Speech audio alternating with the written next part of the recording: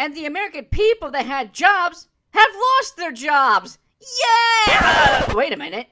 We barely got away from Trump with our lives. I know, right? With the tax break and low unemployment and jobs being created. But the problem is, there's still dinosaurs back there. Trump voters, far-right extremists, and Republicans. Okay, this video was dated. This is back after the election, of course. So let's see. Hillary called us deplorables. Franny here is calling us dinosaurs. And Biden just called us Neanderthals. I don't know which one to pick. I so want to make a custom shirt. I just don't know which one I should be labeled as. I need help here, guys. And Joe Biden is a bit like Dr. Hammond, who's like, we can work with them. They'll have an epiphany. Only difference is, the doctor is awake and knows what the hell is going on. I'm Francesca Fiorentini, and we're looking at the lessons of the 2020 election for Democrats and how to ensure that Trumpism does not rear its head again. Because after all, fascism finds a way. Are we blind? No matter what the urchin does, in a couple of short months, the real work begins. Way to say that Trump was a lazy piece of crap during his 4 years in office, even though it's the complete opposite because you're too blind to see what has been happening. And inheriting this America is not an easy task.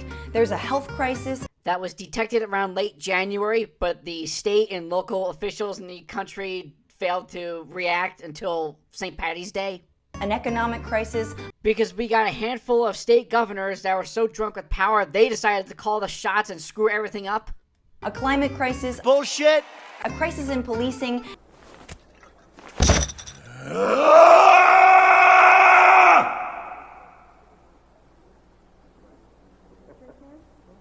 and now a debate is raging about how much Biden can get done, what those priorities are, and who he should be answering to.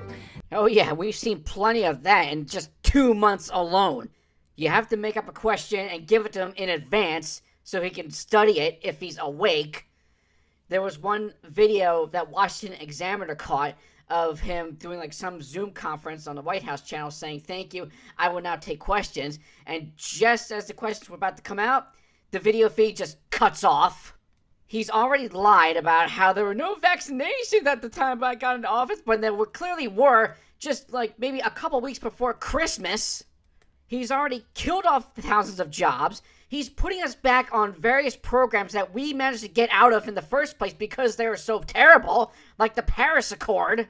And he has just flat out went after the non-white people saying they're stupid because they don't know how to get the internet access on their phone or computer or some shit. Like they don't know how to do it or how to even get what they need to get on the internet. All this and more in just 2 fucking months in his job. 2 months!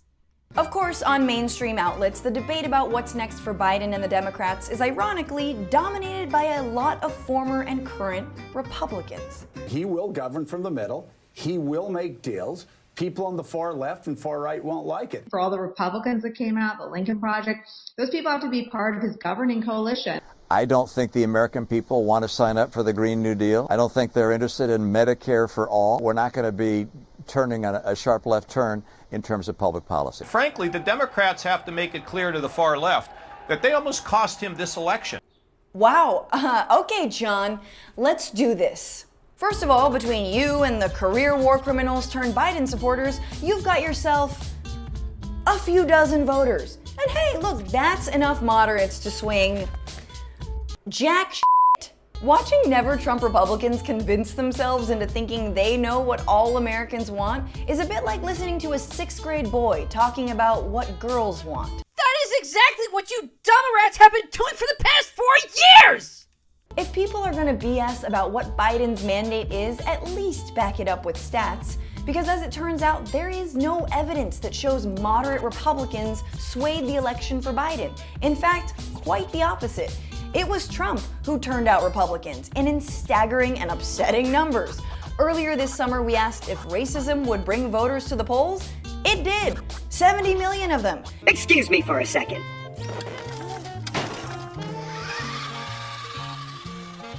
Ah! You son of a wood.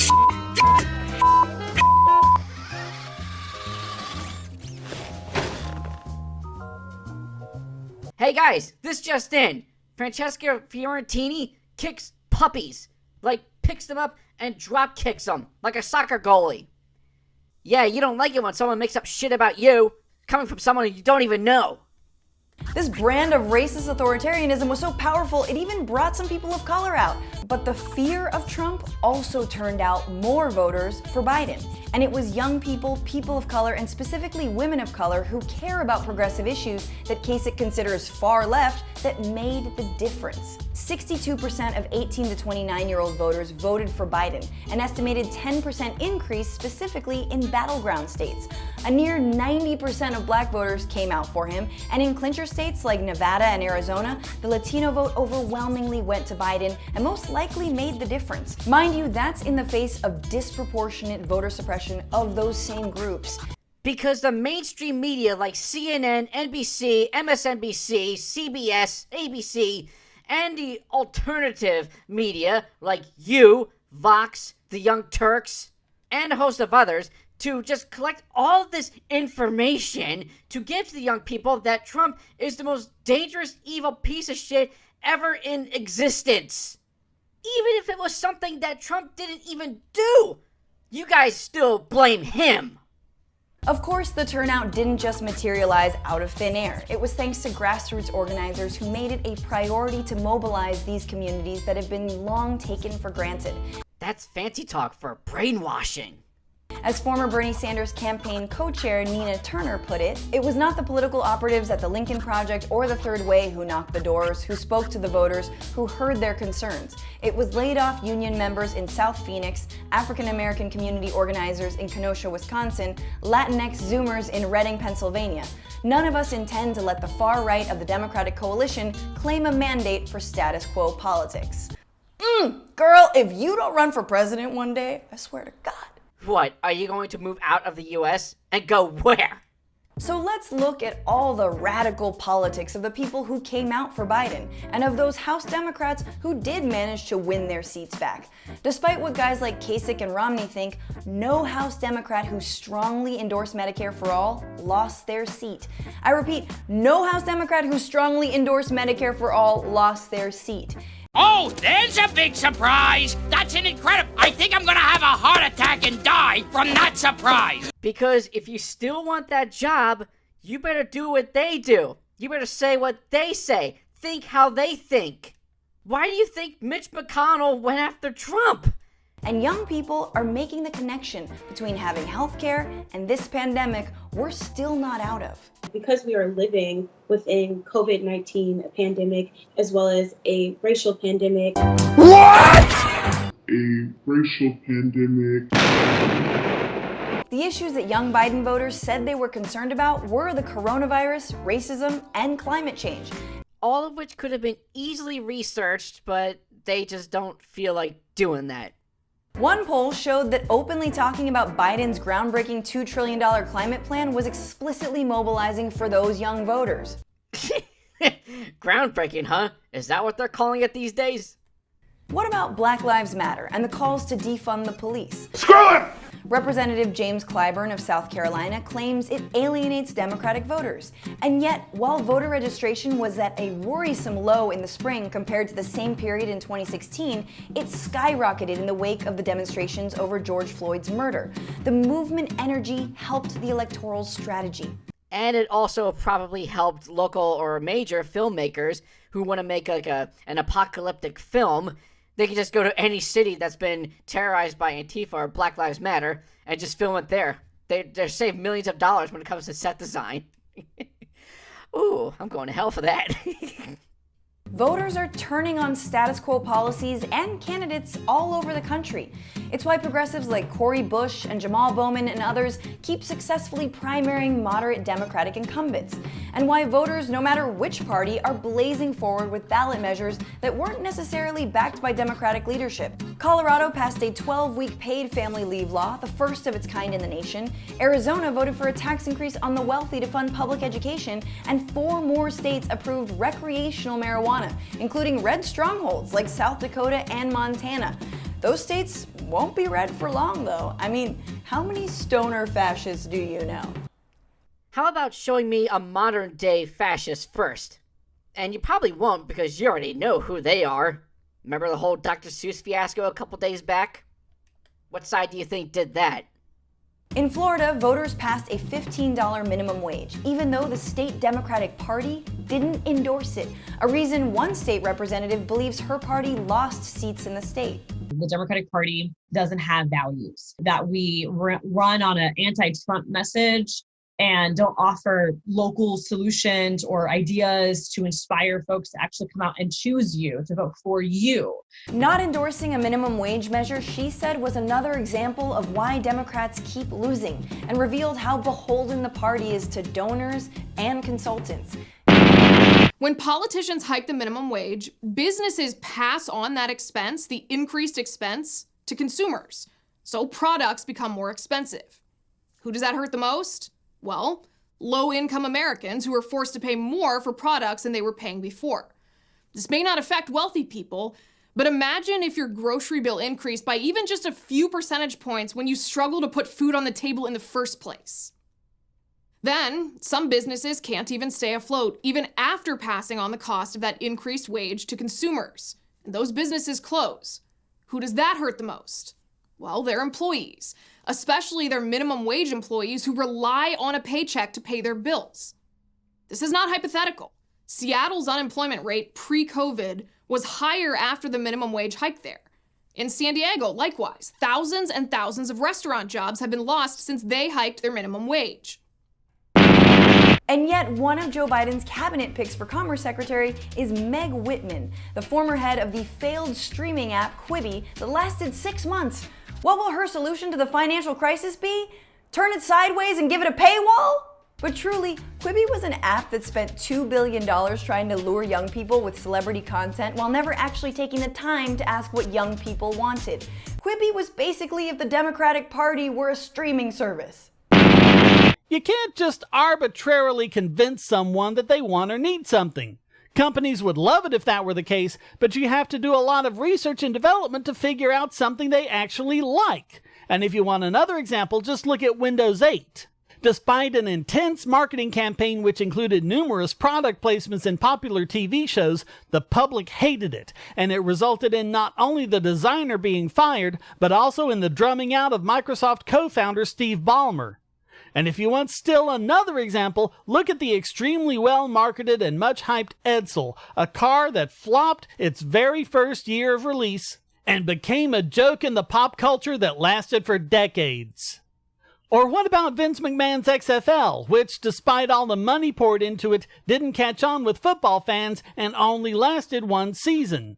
You can't just spend $1 billion, tell people they like something, and have it work. You have to figure out something they actually would like.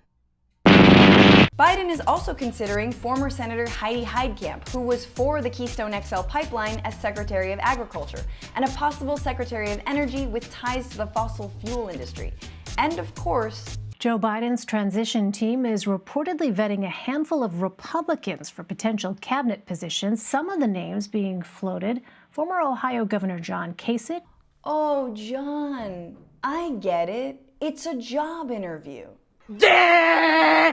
And I'm sure you guys have heard a while back of Rand Paul asking Dr. Levine, Richard or Rachel, whatever the hell it wants to be called now, a very specific question. And that freak couldn't even answer that twice. I wonder how well that interview went. There are real forces pushing back on an ill-advised rightward shift of a Biden presidency. Groups who formed part of the Biden-Bernie coalition and who were pivotal in the Democratic victory are keeping the pressure on. And thank God, because the stakes could not be higher. Because it is precisely the shift away from working-class concerns and toward corporate interests, and precisely the capitulation to dangerous Republicans that helped fuel the rise of Donald Trump in the first place. A guy who rightfully said Washington was broken, but then said he would fix it.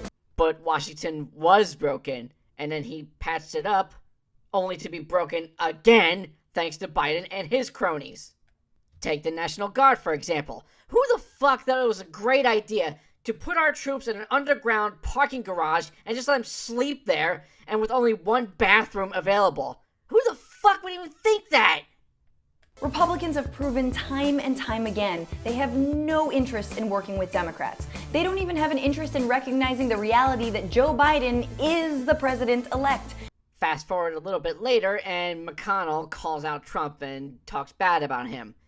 Only because he wants to keep his job. That's the main goddamn thing. If you don't bash on Trump, you're out. If you don't admit that Biden won, you're out. This is the Democrats' last chance to make good on their promises, make actual change in Americans' lives, and save this country from a smarter fascist, which, let's be honest, isn't a high bar. As AOC says, progressives are the Democratic base, and that base isn't the enemy. Authoritarianism is. It's time for Democrats to give up the moderate Republican ghost and embrace their base. The future of our democracy is still up for grabs. Hold on to your butts. Franny, seriously, either get new glasses or get laser eye corrective surgery. I'm sure the Qatari government is paying you very well to make all this propaganda bullshit you call YouTube videos. How could you say that the right is being the fascist when we can plainly see that it is the left that is being fascist? Cancel culture! How do you think that started? Look at Gina Carano with the Star Wars. She got booted off because she spoke up.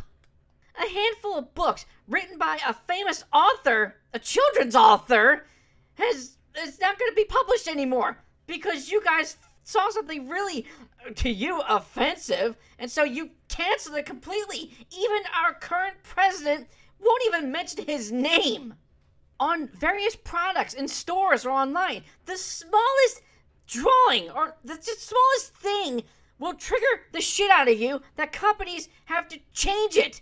Like the Land O'Lakes butter. It used to have a Native American woman on it. But now, nope, they got rid of that because of offensiveness.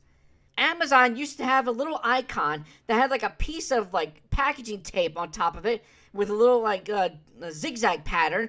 But people freaked out over that because, oh my god, it looked like Hitler's mustache. Amazon must love Hitler. Oh my god. And so they had to change that. Various sporting venues are trying their very best to get rid of the national anthem, or at least play that second and play the black national anthem first. There's a bill out there called the Equality Act, which is really just a bill for trans people and for people, for guys that, you know, they can easily identify themselves as women, therefore giving them the access to going into women's public bathrooms or locker rooms, and no one can do anything about it. And this is just going to open up multiple sexual assault cases. I guarantee it. And of course, the famous Coca-Cola Be Less White controversy. All of this crap were mostly done by the left. People that you support, Franny. Open your fucking eyes. Earlier this summer, we asked if racism would bring voters to the polls. It did. 70 million of them. Oh yeah? Well, take this.